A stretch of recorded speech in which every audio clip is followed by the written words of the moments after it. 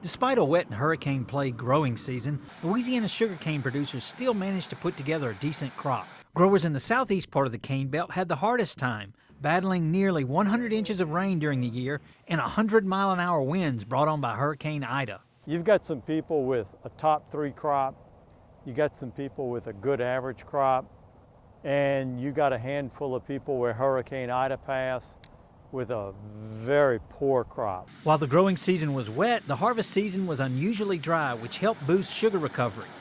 Gautreaux expects the state to average about 240 pounds of sugar for every ton of processed cane. Great sugar recovery. It was a dry harvest. We surely needed that after a wet year.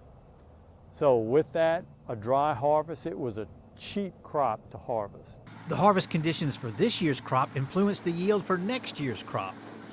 Because the harvest was so dry, fields were not rutted up and farmers were able to prepare fields for next year.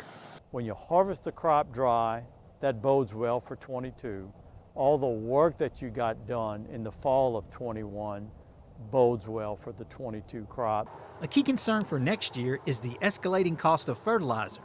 Gautreaux said there are a few things growers can do to help offset these costs, but fertilizer is still an essential ingredient to producing a successful crop. You can't make a crop without fertilizer. And it's hard to see how you can cut corners to a great degree with fertilizer application.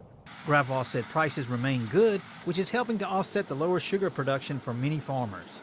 With the LSU AgCenter, this is Craig Gautreaux reporting.